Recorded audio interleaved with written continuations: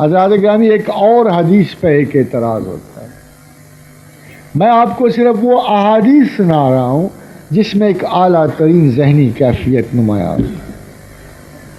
اعتراض یہ ہوا کہ حضور کی حدیث گرامی ہے کہ جس نے اذان سننے کے بعد لا حول ولا قوت الا باللہ کہا اس پہ جنت واجب ہوگی.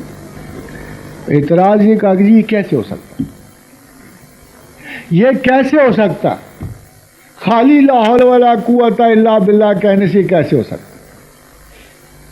آپ نے ادھر اذان سنی، حی علی الصلاۃ سنا، حی علی الفلاح، آپ نے کہا لا حول ولا قوت الا باللہ.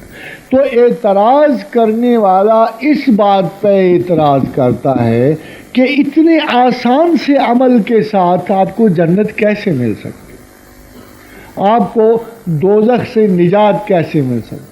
مگر آپ جائیے ذرا دیکھیے لا حول ولا قوت الا باللہ، کیا یہ آسان ہے کہنا؟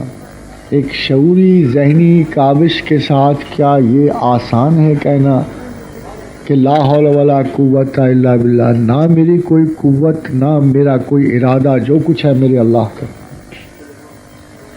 جو کچھ ہے میرے اللہ کا ہے. جب انسان اپنی ارادہ و قوت کو ذہنی طور پہ نیگیٹ کرتا ہے، وہی ایک لمحہ ہے جب وہ خدا کی عبادت کا حق ادا کرتا ہے. تو جب مؤذن نے کہا کہ حی علی الصلاۃ، کہ آؤ نیکی کی طرف، حی علی الفلاح، تو انکسار یہ ہے ایک ذہین آدمی کے سننے کا کہ اے پروردگار عالم، تو اگر نہ چاہے تو میں نماز کو بھی نہیں جا سکتا، میں فلاح کو بھی نہیں جا سکتا، لا حول ولا قوت الا باللہ. میرا تو خیال یہ ہے کہ مجھے یہ 100% یقین ہے کہ جب حی علی الفلاح یا حی علی الصلاح سننے کے بعد میں اگر کسی میرے سے اچانک دل سے یہ نکل گیا باہوش اور شعور میں، تو مجھے تو قسمیہ آپ کو یقین دلاتا ہوں کہ دوزخ کا کوئی ڈر نہیں رہے گا. مگر اتنی باشعوری کوشش بھی ہم سے ممکن ہی نہیں ہوتی. چاہے ایک انسان، حضور نے فرمایا، عبادات کرے، چاہے روزے رکھے، چاہے خیرات کرے، اگر وہ تقدیر الہی کا قائل نہیں ہے تو اس کا ٹھکانہ جہنم ہے. اور تقدیر اور توفیق ایک ہی پہلو سے ساتھ ساتھ چلتے ہیں. توفیق انسان طلب کرتا ہے، مگر تقدیر وہ چیز نہیں ہے.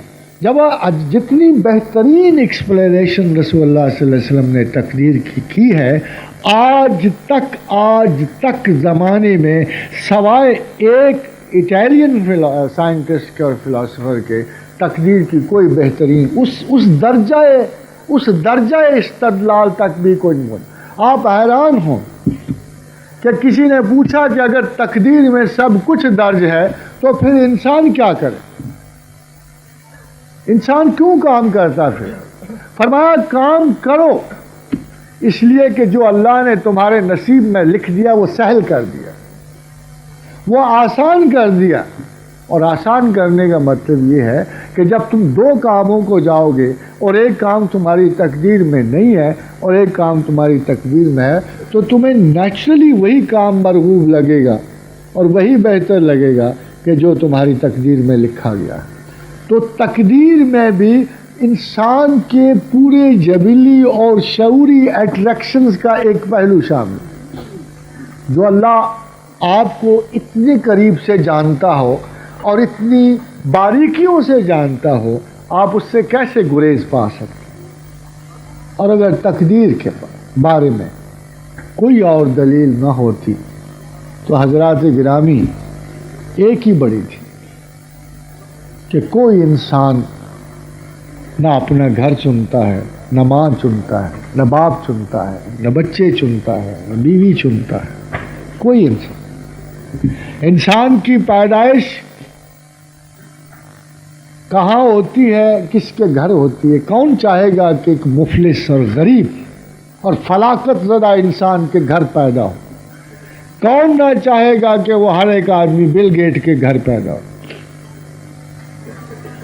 اپنی ماں کو کس نے چنا ہے پیدائش سے پہلے؟ اپنے باپ کو کس نے چنا؟ اگر کسی بیٹی کو یہ پتا ہو کہ میرا باپ مجھے پیدا ہوتے ہی گاڑ دے گا تو وہ کیوں پیدا ہو؟ اگر کسی جابر مطلق نے کسی اٹھ کے اپنی ماں کو تنگ کرنا ہے تو اس کی ماں اس سے گریز نہ کر لیتی۔ جبر کا، تقدیر کا یہ پہلو اور پھر اس کا دوسرا انجام، اس کی ہر انسان کی لکھی ہوئی موت 2-4 برسوں کے لیے، 20-30 برسوں کے لیے، جب ہم یہ سمجھتے ہیں کہ ہم میں تھوڑی سی طاقت ہے، توانائی ہے، تو جسمانی تکبرات کے ساتھ ساتھ شعوری تکبرات بھی آتے ہیں۔ ہم سمجھتے ہیں کہ ہم تقدیر کے خالق ہیں، ہم اپنے کام خود بناتے ہیں۔ تقدیر سے ماننے سے کوئی نااہل نہیں ہو جاتا، یہ بھی آپ کو ایک بار بتا دوں، بلکہ فعالیت اور عملیت بڑھ جاتی، اس لیے کہ جب آپ کو پتہ ہے کہ ایک کام اللہ نے مجھ سے لینا ہے تو آپ اس سے گریز نہیں کر سکتے، آپ ہر صورت وہ کام کر کے ہی ہٹتے ہیں، تو آپ ہر وقت موڈ میں تیار رہتے ہیں کہ پتہ نہیں اللہ نے یہ کام لینا یا وہ کام لینا۔ آف دا ریکارڈ چینل کو بنانے کا مقصد بھی یہی تھا کہ استاد محترم پروفیسر احمد رفیق اختر کے لیکچرز کو ود ریفرنسز آپ تک پہنچایا جائے تاکہ آپ کو سمجھنے میں آسانی ہو۔